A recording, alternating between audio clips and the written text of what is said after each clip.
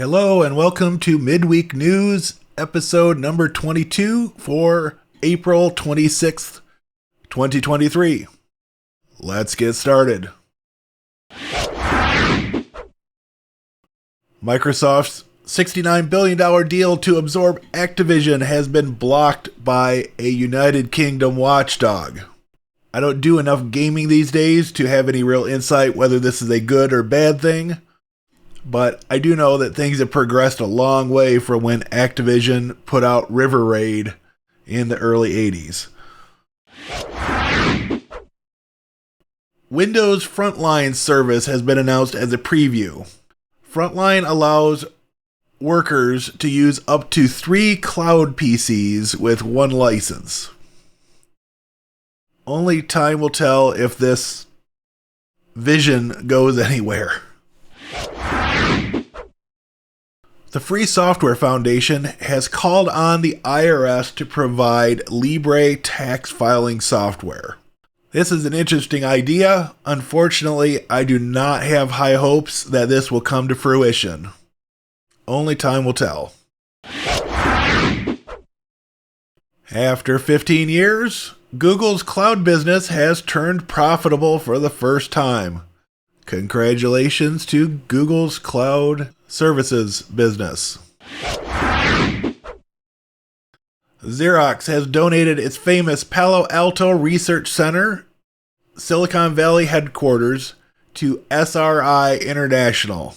For those not up on their computer history, Parc pioneered the development of little things like the graphical user interface, laser printing, and Ethernet networking.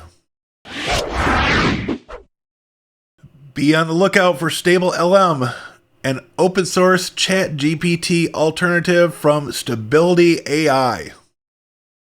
We all knew this had to come at some point. It will be interesting to see how all these different AI platforms develop over time. Skynet, here we come. Microsoft agrees to stop bundling Teams with Office. This has come about due to a complaint from rival Slack, which claimed that bundling Teams with Office was anti-competitive. The bottom line is that Microsoft is trying to avoid an antitrust probe by the European Union regulators. We will see how this all works out.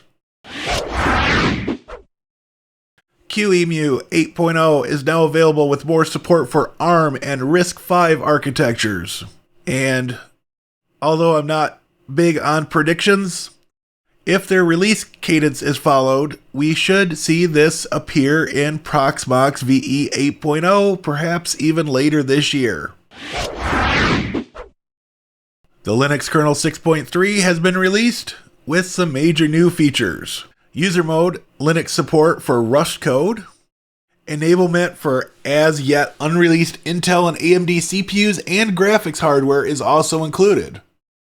The kernel also supports AMD's automatic indirect branch restricted speculation, or IBRS, for specter mitigation, which provides a less performance-intensive alternative to ret pooling speculation execution. Check the article or the kernel release notes for further details. Taiwan Semiconductor 3 nanometer chip production can't keep up with Apple's demand. This is due to an approximately 55% yield on chips that pass quality control. Due to this problem, TSMC is charging Apple by the chip rather than by the wafer. Hopefully they can improve their yield soon. TSMC is expected to move to a 2 nanometer process in 2025. I want to take this opportunity to thank you all for watching or listening in case you might be using YouTube Music. I want to take this opportunity to thank you all for watching. If you can hit the thumbs up and perhaps leave a comment below, that would be greatly beneficial to the channel. But before we go, I have one last piece of information to present to you, and that is that I'm going to be on the Quik Tech Solutions Channel tomorrow night, Thursday, April 27th, with Tony starting at 8 p.m. I would encourage all of you to come on over and check out the live stream and ask questions in chat. It should be a lot of fun, and I am very much looking forward to this. And on that note, I want to thank you all for watching one more time. This has been episode 22 of Midweek News for April 26th, 2023. Have a great day, everybody.